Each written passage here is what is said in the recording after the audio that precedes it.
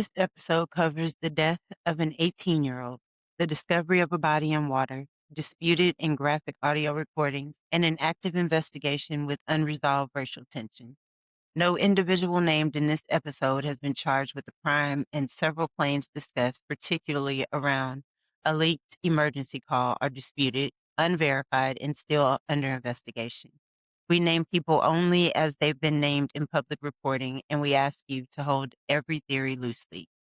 Please take care while listening. It's 4:31 in the afternoon on the 4th of July, and the boat is limping away from a barrier island 10 miles off the Mississippi coast. Not fast, not normal. GPS records will later show it's crawling, less than 5 knots, for almost 3 miles, before it suddenly jumps to over 30. Somewhere in that stretch of water, a phone call is being made.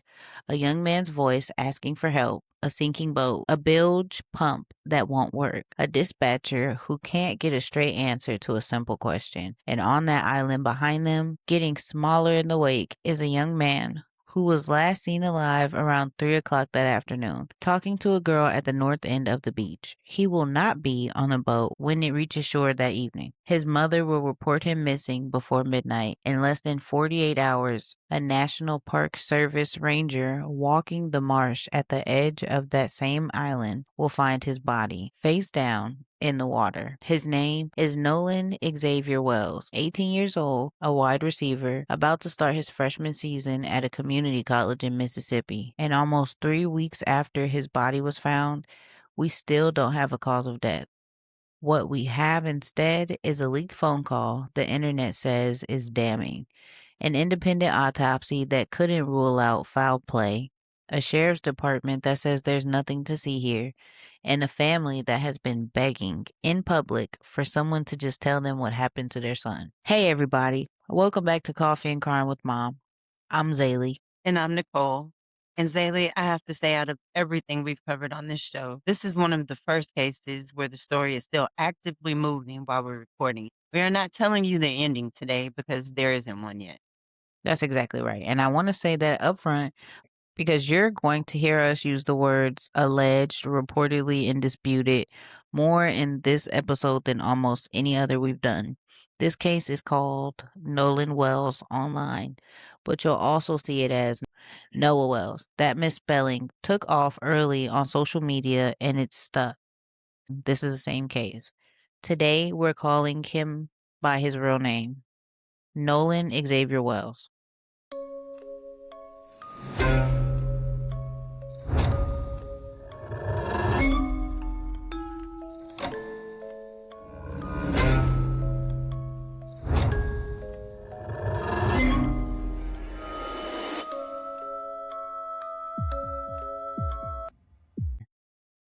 Ocean Springs, Mississippi sits right on the Gulf Coast, across the bay from Biloxi. It's the kind of small coastal town where everybody roughly knows everybody, and where a 4th of July boat trip to a barrier island isn't some big production. It's just what you do. Horn Island is part of the Gulf Islands National Seashore. It's remote, undeveloped, about 10 miles offshore. No stores, bathrooms, no cell towers to speak of, just sand, marsh, and water on every side. It's popular exactly because it's in. Nolan Wells grew up in Ocean Springs. He just graduated high school and was about to head to Southwest Mississippi Community College to play wide receiver. Friends and family describe him as a strong swimmer, an athlete, somebody with his whole life about to start. On July 4th, 2026, he went out to Horn Island with 3 friends from high school, all of them white, for a 4th of July trip. That detail, that Nolan was the only Black teenager in the group, is going to matter a lot as this story unfolds, and we're not going to pretend it doesn't. He never came home. By the time his body was discovered 2 days later, this had already become one of the most watched, most argued about cases in the country, split almost evenly between people who see a tragic drowning and people who see something covered up. Attorney Ben Crump, the family, the NAACP, Nancy Grace, TMZ, CNN, everybody's in this story now.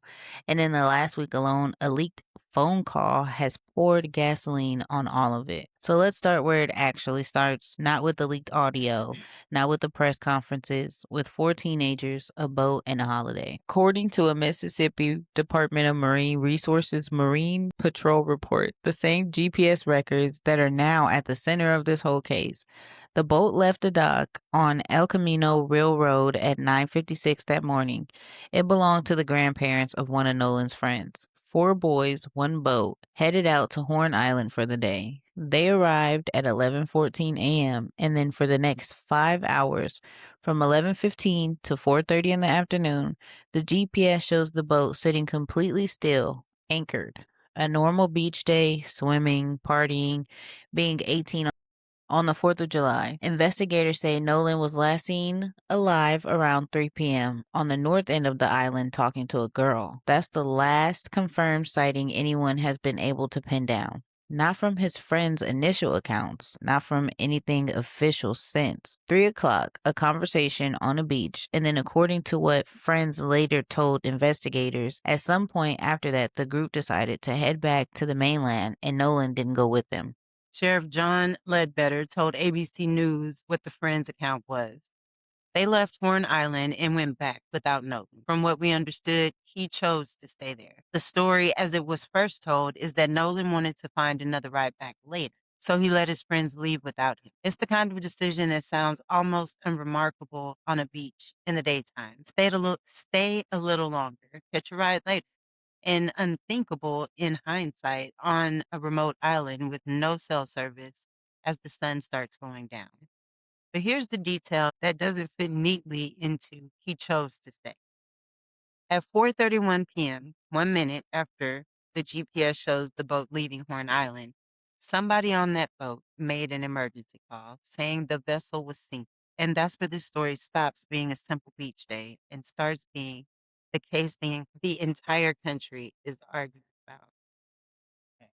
And we can double back to my statement later, but I have got to put this out there. I know a many of young black men and old black men, okay? And I don't know of a shade. I don't know one of them that would go to an island and not leave on the same vessel in which they arrived in and just be like, I'm gonna find a ride later with no cell service. How I'm finding a ride? How m- We're on an island. did you leave I a can't flare get an gun? Uber. Is there a messenger pigeon that's assigned to this island or like And I feel like I don't know if these kids come from far around, but I mean, he could probably find her later at another point if that's what it was. So it already that just that don't sound right to me. For weeks, the public only knew fragments of what happened on that boat as it left the island. Then, piece by piece, the actual audio started to surface. The first piece came out around July 16th through NBC News and Newsweek. Then CBS obtained more, and TMZ published a fuller version on July 24th. And here's the thing people need to understand right away. This wasn't a call to 911. It was a call to CETO, a private towing and marine assistance company. A dispatcher, reportedly named Vicky, picked up, and this is close to word for word what was recorded. CETO assistance, this is Vicky speaking. How can I help you? Hey, we're at the west tip of Horn and our bilge pump stopped working. Can y'all please come? From there, the call gets strange fast. The dispatcher asks for membership information, standard for a towing service, and the caller doesn't seem to know it or have it. He gives GPS coordinates instead. Then the dispatcher asks how many adults are on board. The caller says 0 adults are on board. Nobody here is over the age of 21, which understandably confuses the dispatcher. She has to clarify that she's not asking about legal adulthood. She's asking if there are living, breathing people on the boat who need help. The caller answers that everyone's accounted for, everyone's fine. At another point in the call, he says the boat is in 31 feet of water and he wants it unsank and towed back to shore. Then it gets weirder still. The sea tow dispatcher relays the situation to the actual towboat captain, telling him the kids on board sound panicked. And the captain calls back and says that he just spoken to the boat operator's grandfather, a man named Jerry Atkerson, who told him the situation had already been handled and that they didn't actually need help after all. Moments earlier, these same teenagers had been telling a dispatcher their boat was sinking and they needed rescue. Now suddenly everything is fine. The captain obviously had to have been on the phone with the grandfather while all of this was happening. Well, but that means that he's also talking to somebody knows the situation on the boat, whether it's somebody else in the room with the grandfather who's actually on the phone relaying it to the grandfather who's talking to the captain, but there are other people involved because there's no way that you know exactly what is happening to tell the captain as they're on the phone with the dispatcher at the same And time. it's crazy because you would think if he knew it, then he would if he knew they were calling the tow, He would have told them no but then rather he than knew they calling the called because captain. he called the captain to say, "Don't worry about it, we got it handled." Right, so somebody had to have called after he was already on the phone with the dispatcher. It's somehow in simultaneous Yeah, communication for you to know exactly what's happening at the same time. And then you're telling the captain at the same time he's talking to dispatch, everything is handled. yeah. Somebody It don't had to make have sense. called after he called them. Otherwise, if it was handled, they wouldn't have called. The grandpa would have just said, "Don't worry about it. I got it." Yeah, That's the only way that makes sense to me. right, right. And that's just the first version of the audio that came out. On July 25th and 26th, a longer, unedited version started circulating. And this is where the internet lost its mind. According to multiple online creators who've listened closely to the full recording, there's background audio captured while the caller was on hold before the dispatcher even answered. Because CTO calls, like a lot of business lines, can start recording while you're waiting for someone to pick up. And in the background audio, several voices can allegedly be heard.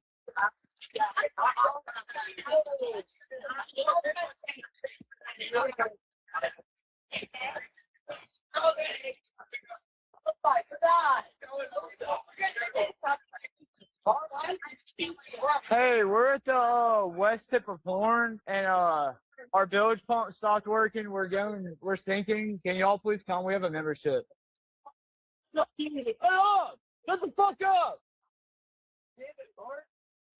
I want to be very careful here because this is the most explosive claim in the entire case, and it has not been confirmed by any law enforcement agency. It comes from independent YouTube creators and commentators, not from the sheriff's office, not from the coroner, and not from Ben Crump's legal team making an official claim in a press conference. If it's real, and if those words are being said about Nolan, it would mean he was on a boat, alive or dead, at a moment when the official story says he'd already been left behind on the island. This is an enormous if. And we have listened to this 911 call on YouTube. Um, and I can't say what happened on the boat. I have no idea what happened on the boat, but somebody is trying to cover something up. Whether it was an accident, whether it was a fight, somebody's covering something up because, like they mentioned, there's no way that the grandfather was already speaking to the tow captain when he's on the phone with the dispatch lady At the same time, at they're the both same time. talking to these people at the same time. And there's a timeline wrinkle that makes people even more suspicious. The GPS shows the boat didn't leave Horn Island until 4:31. But during that roughly 8-minute call, the caller describes the boat as already being in 31 feet of water away from the island, taking on water. Some commentators say that's consistent. The GPS mark could be the first recorded movement, not the exact second they pushed off. Others say the timeline doesn't add up at all, and that's exactly the kind of discrepancy that makes people distrust the official account. Either way, a distress call, a sudden never mind, we're fine, and now a disputed recording that some people are calling an alibi call and others are calling nothing more than four scared drunk teenagers panicking about a sinking boat. We genuinely don't know which one it is yet, but it's the single biggest reason this case has exploded the way it has. Yeah, because that call was definitely suspicious. Definitely, definitely. You could tell something is going on there. Whatever happened on that boat, here's what we know for certain. It made it back to the mainland by 5:44 p.m. Nolan was not on it. And for the rest of that evening, as the sun went down over the Gulf, nobody seems to have raised much alarm. It wasn't until close to midnight, after a phone call from one of the friends, that Nolan's mother, Christine Wells Wansley, called to report her son missing. Think about that gap. From roughly 4:30 in the afternoon when the boat left to nearly midnight when a missing person report was finally filed. That's more than 7 hours where an 18-year-old was alone on a remote, unpopulated island with no way to call anyone and apparently no urgency from the people who left him there. Just disgusting, one, and so devastating for the Yeah. parents. Yeah.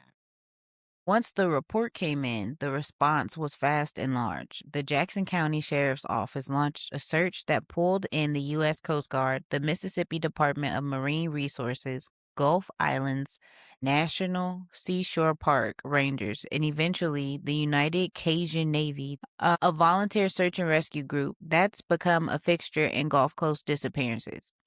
For a day and a half, they searched the island and the surrounding waters. Then, on Monday morning, July 6th, between roughly 8:30 and 9 a.m., a National Park Service ranger found a body in the marsh at the edge of the island's northwestern tip. Face down in the water, Jackson County Coroner Bruce Lind told CNN that the swimsuit on the body matched the one in the last photograph anyone had of Nolan. Dental records would later confirm what everyone already feared. It was Nolan Wells. His mother had said hours before the body was confirmed, "We pray our son is alive and safe." And instead, less than 48 hours after he was last seen laughing on a beach, Nolan Wells was gone. So here's where this case starts to split the country in two almost immediately. Sheriff John Ledbetter said publicly that his office didn't suspect foul play. He said that this looks like an accidental drowning. If it was an accidental drowning, why did nobody say anything? Anywho, his exact words to ABC News: there's no information that we have right now that would lead us to believe that a crime has occurred. Coroner Bruce Lind said there were no immediate obvious signs of trauma on the body, but because of the condition Nolan's body was found in, he still requested a full autopsy from the state medical examiner's office. Very professional. We appreciate that. Specifically to check for any signs of foul play or trauma that weren't visible on the surface, which is what you're supposed to do. Good job, coroner. So even in that first calmer version of events, a drowning, no suspected crime, there was already a hedge built in.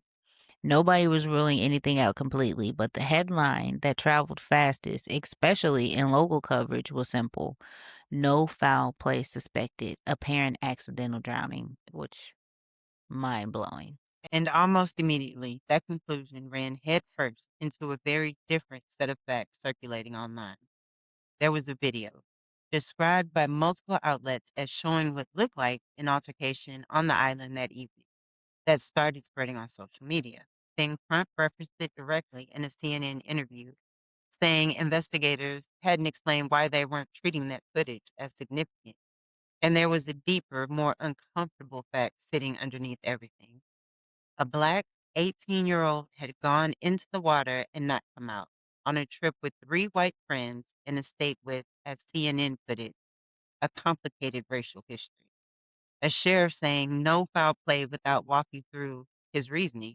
A sheriff saying no foul play without walking through his reasoning in that context was never going to be received as neutral. It was going to be received as a decision already made. Within days, the calm procedural version of this story, kid drowned, tragic accident, nothing more to see, was gone.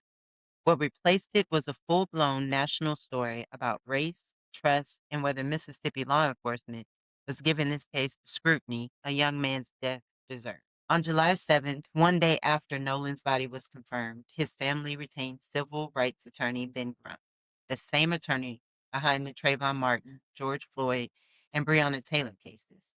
In the retention announcement, Crump said the family was calling for a thorough and transparent investigation into how Nolan died, and that his team would conduct an independent review of the circumstances of Nolan's death and push for the release of all records, witness accounts, and autopsy files. 2 days later, in an interview with ABC News' Lindsay Davis, Crump laid out the family's frustration directly. The fact that they continue to tell the family they don't see any evidence of any foul play, even though you have students who recorded, and then cutting to the heart of it, all we know is Nolan is dead. Not how, not why, just that he's gone. And nobody in authority seemed to be treating that as urgently as the family needed them to. Which is horrible. So the family did something dramatic. They arranged for Nolan's body to be flown from Mississippi to Washington, D.C., specifically so a forensic pathologist with zero ties to Mississippi law enforcement could perform a second fully independent autopsy. Okay, hats off to you. Crump explained the reasoning bluntly at a press conference. This situation isn't adding up.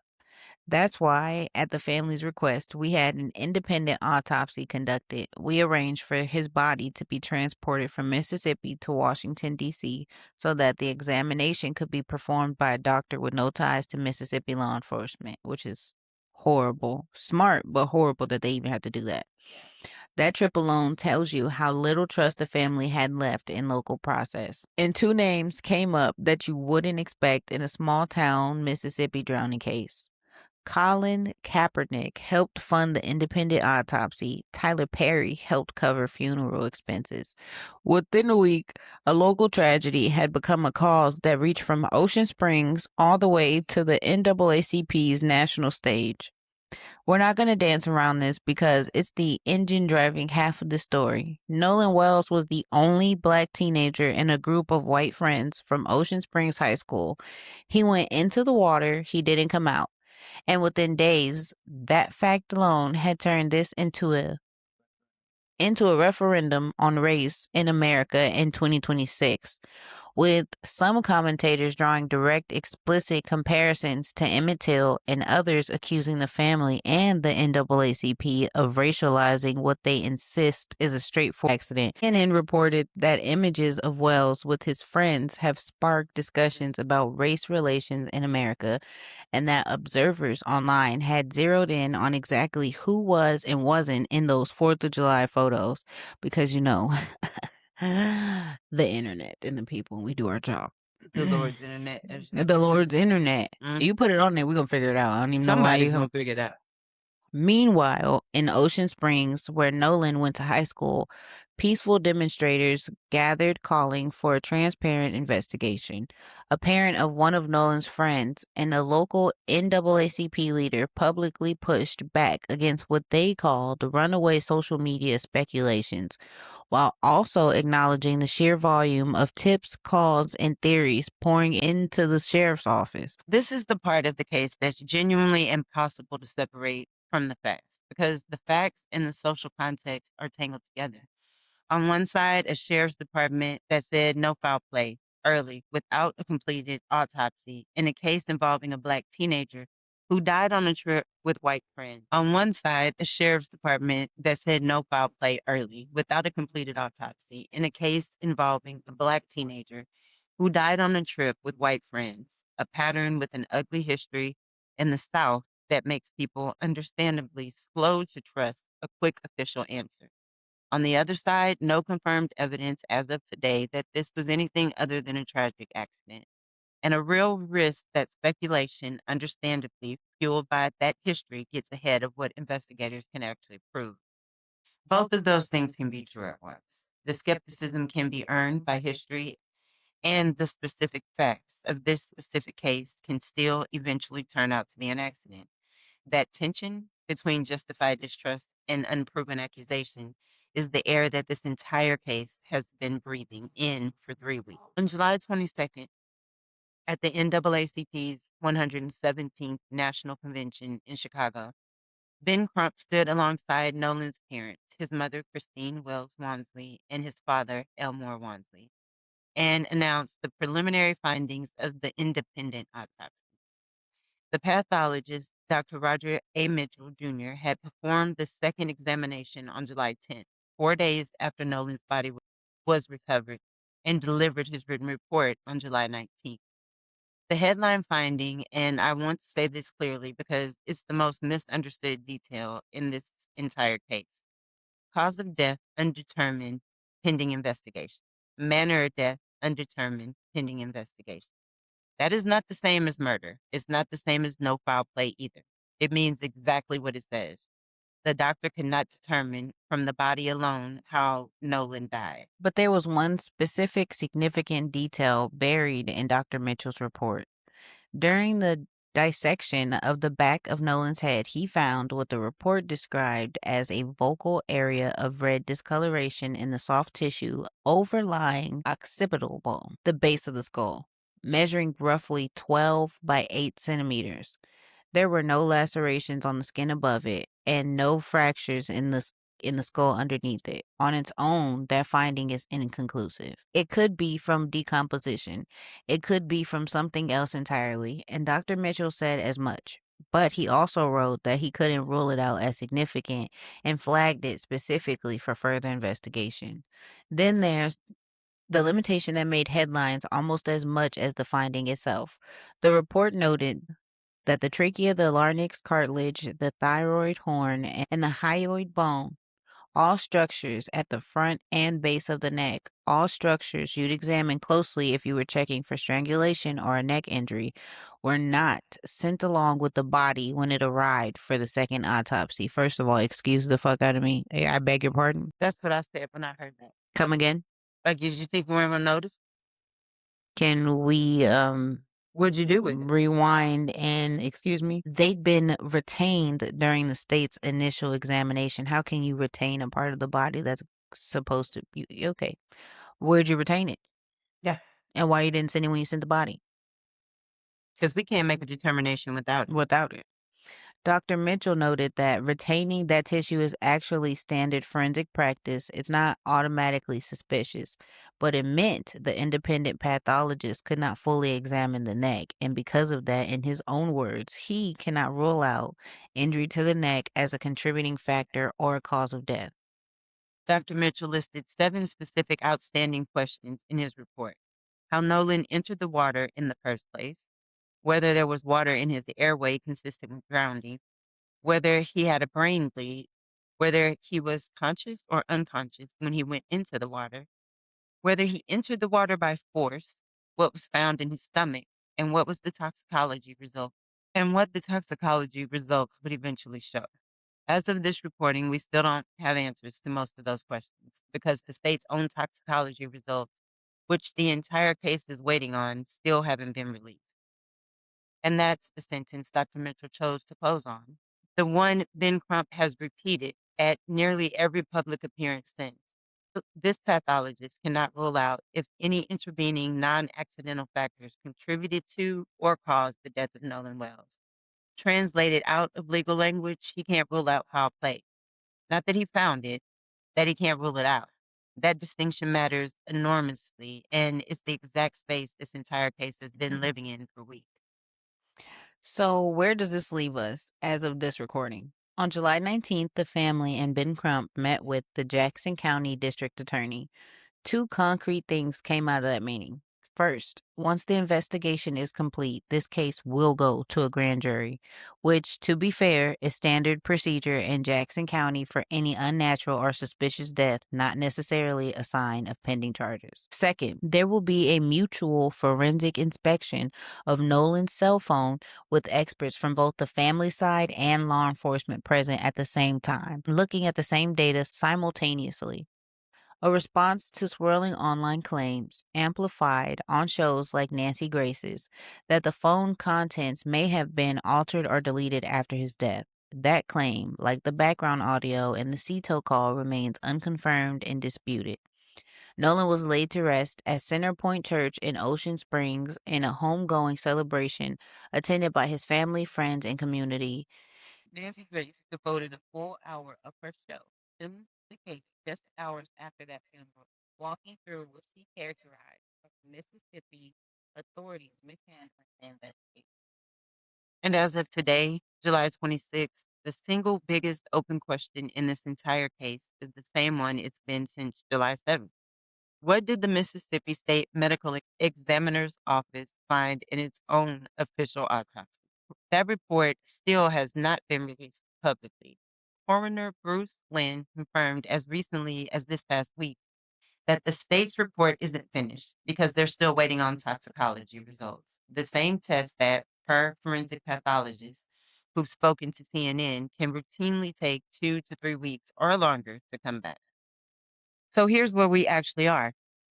No official cause of death, no toxicology results, no charges, a leaked emergency call whose most explosive claims, Nolan's name being shouted, someone asking if he's dead, have not been confirmed by any law enforcement agency and exist right now as an internet driven, disputed interpretation of a report.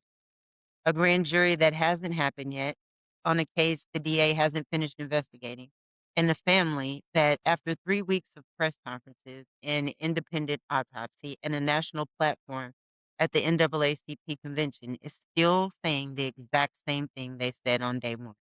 They just want to know what happened to their son. Okay, so let's get into the theories. Theory 1. This was exactly what it looks like on paper, a tragic accidental drowning. A strong swimmer alone on a remote island as the sun went down with no cell service went into the water at some point and didn't come back out. No witnesses, no violence needed to explain it. This is the sheriff's stated position from day one, and it's also statistically the most common explanation anytime a body is recovered from open water after a beach day. The evidence for it: no confirmed physical trauma consistent with an assault, a body recovered from the water near where he was last seen, an environment, remote island, no lights, uneven footing near the shoreline at dusk, where accidental drowning is genuinely common. Against it, the independent pathologist's occipital finding, the missing neck structure, which is Great. insane because how do you not have a neck structure? Clearly, that is preventing a full exam. And then the sheer number of unanswered behavioral questions, like why was he left alone for 7+ hours before anyone called for help, if that is what happened, and what actually happened on that boat as it limped away because it didn't just speed out of there. It took a Right. while for them to get out of there. So clearly they weren't drowning if it was moving. Right. And then I know that there was things, someone was saying that it is normal for them to remove those structures, but they would also have taken pictures, samples, things that they could send to that next pathologist, even if that is something that they send. So it doesn't help them by not giving that information. And then we have theory 2. Something happened on the island or on the boat, and what followed was a cover up, not a crime scene. This is the theory implied by the leaked audio, by the altercation video Ben Crump has referenced, and by the GPS timeline audit. Under this theory, whatever put Nolan in the water, an accident, a fight that went too far, panic after an injury, the friend's subsequent behavior, the confusing distress call, the sudden never mind, we're fine, the alleged background voices, and the 7-hour gap before anyone reported him missing, reflects fear and self-protection more than malice. Evidence for it: the disputed audio, the timeline gap, the altercation footage Crump has cited. Against it, none of that has been authenticated by law enforcement. The "is he dead" audio interpretation comes entirely from independent online creators. And we have zero confirmed evidence placing Nolan back on that boat after he was last seen on the beach at 3 p.m. I do want to say that we have listened to that call. And although they do put the subtitles up so that you can understand parts of it, we listen to it without looking at the screen. So some of the things we didn't hear the same as what some of the commentators are saying. What we heard, we could definitely hear dragging. We heard them hollering his name. Is he dead? That you can hear those things if you go listen to it, and you can even listen to it without those subtitles because it's a brain thing that your brain will hear what somebody tells you it is. But you can definitely hear them all most of those things being said that you're hearing in those videos. Yeah, so even though the officials haven't spoken Right. on it. I don't feel like they haven't spoken on it because it's not true. I feel like they haven't spoken on it, one, because it's an open investigation, so I can't speak on it, which is the smartest move on everybody's half. Right. Everybody involved not speaking on it. But go and listen for yourself. Listen back to what we put in here, or go onto YouTube. Listen to, if you can find the ones that are slowed down, I would listen to the ones that are slowed down, because what you can hear is insane. It's insane. Something definitely happened. You hear them calling Nolan's name. You heard, "Oh my God, Nolan." Somebody else saying, "Check his chest." Somebody else saying, "Get the fuck up, man. Get the fuck up." You Yeah. can hear, and then at one point you heard something like, "Drop him in the water, put him in the water," or something like that. Mm-hmm. Now that's what we're saying. That's why we're saying it's not That you could, official, yeah, like but you that can part, hear something. that one part she was hearing that, and I was like, I could hear water, but I can't really You can't really tell. tell The what he says other before that. parts we both heard, and we weren't looking at that. So Mm-mm. there's something, I don't know what it is, but there's something going on. Yeah, it's definitely something fishy. But theory 3, this is a racially charged case where the facts, whatever they turn out to be, are being filtered through and possibly distorted by a justified historical mistrust of Mississippi law enforcement.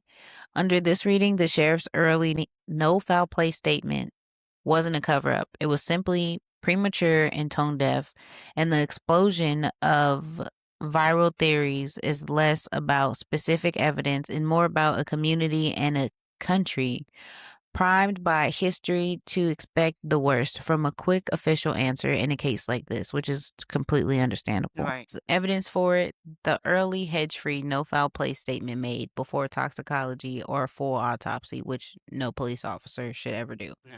The documented history that makes that kind of quick dismissal land so badly, and the fact that even the most viral evidence, the audio, the altercation clip, remains unauthenticated months into national coverage. Against it, dismissing all of the disputed evidence as just speculation also risk ignoring real documented inconsistencies in the friends' timelines that deserve scrutiny regardless of anyone's race. And definitely them disregarding the video of them arguing on the island, because he was surrounded by, and I'm sure it was the group of friends and whoever else was like immediately with him, and he was arguing with one of the people that he came with. So they're around him. It looks like they're probably trying to break the fight up. And that's why I was saying, when you listen to the call, it sounds like one person is super pissed off and everybody else is shook. Right. But I saw today that there was one of Nolan's friends who's not white. And he was saying that was actually him in the video, in the altercation. He was like, that wasn't Nolan. That was me. Okay. So I don't know. That's why so much of this is we don't know, because that was what they were saying. That's Yeah, he Nolan. could have been there. He could have Mhm. been the one breaking it up. Yeah. But either way, you see that he's there on the island with all these people. Hmm. So them not using that, or even using the audio clip of the call, is insane, because it's way too much information on that call for you to just be like, "Oh yeah, this is a drowning." What? Right. And that you haven't, we keep talking about how the call is not, or what we're hearing on the call is not authenticated. But why haven't you started doing that? Or maybe the reason why they're not speaking on it is because they have sent Maybe it. so. And it takes a while, especially if they're going to slow it down and clean it up and do all of that. We want to hear good audio when this starts. Yeah. And then we have theory 4. And honestly, the one we can state with total confidence, we don't have enough yet. No state autopsy, no toxicology, no authenticated version of the leaked audio's most explosive claims, no results from the mutual cell phone inspection. Every single theory above is built right now on an incomplete foundation. And anyone online telling you with certainty that they know exactly what happened to Nolan Wells is telling you more than the actual evidence currently supports. And that is true. Unless Because they were they're there. right, unless they were on that boat or they were next to those people and heard something. Because you hear a lot of that when we were watching it with your dad. Like those people on YouTube, we won't name anybody on there, but they're very much like, that's what this is. It's Mhm. this and it's that. And that's what I feel like somebody's doing something, but I think it's too early. To say to exactly do that. what. Yeah. Whether it was an accident or not an accident, we're not speaking on. But the covering something up, it's definitely some kind of cover up. Whether it would be for benefit of the case or you're just covering this up because it was all these white kids and a black kid came up dead. One of the kids' mom is a judge. Yep. And so we were talking about that, and they were on the same YouTube channel talking about how she was saying she was making statements. They didn't really, I didn't hear what exactly she was saying, but somewhere in there she mentioned that she was the judge and she made comments on the case Mm-hmm. because her son was one of the, I believe her son was the one on the phone, the Mm-hmm. one that did the interview, because there's one that has done at least one interview. That's the one. Yeah, Mom. there's the judge. And, they were talking about how she's not supposed to do that. So I think that it's a lot of, it is this when people don't know. And I bring up the mom because, yes, no, if she's the judge, she shouldn't have done that. But we also have to look at the fact that whoever she is and whatever position she holds, that's her child that's involved in that. And because we don't know exactly what happened on the boat, I understand her trying to defend her son. That's what a mom does. And if it was my kid, I wouldn't give two hoots what the hell job I had. I'm gonna do what I need to do. Okay. Where do you land as far as like where's your official theory for this? So I do think that we can't dismiss the occipital finding from the autopsy, even though they say it could be from decomposition. It could we don't know what it's from because we don't know enough facts yet, and why an independent credentialed forensic pathologist explicitly refused to close the door on foul play. I believe that something happened on that boat because if you listen to if they were on the boat when they made the call, then something happened on that boat. Panic, especially in the girls' voices that you can hear in the background. So I think whatever was happening, they at least weren't expecting it. So I don't know if it was an accident, if there was a fight, but something happened on that boat and people are covering it up. Yeah, I definitely agree with that. It is the timing of everything, okay? Because when you listen to the call, you hear the kid when everything is happening in the background, something had to have just immediately happened. Right. Immediately. Mhm. So this kid decided to call the tow people, maybe thinking that it was something going on with the boat. Mhm. And somebody else decided to call Jerry Ackerson Mhm. at the same time. Right. Okay. They're speaking to different people. Two kids on this boat are talking to two people at the same time. Wow. And I don't know how that works because how can the grandfather be on the phone with the captain at the same time this kid is on the phone with the dispatcher from the tow telling them what's going on at the same time? Because the officer said I literally just got off the phone with him. So that means you were talking to him while I was speaking to this child. So somebody else was talking to the grandfather. I had to have called him at least ahead of this to tell him what was going on. But what doesn't get me is if they did call beforehand, I don't feel like the kid would have called the dispatcher at all. So they had to have been on the phone at the same time. And if you listen, at some point it sounds like the voices on the phone switches, like it's one kid and then it's another kid. And you hear him stop.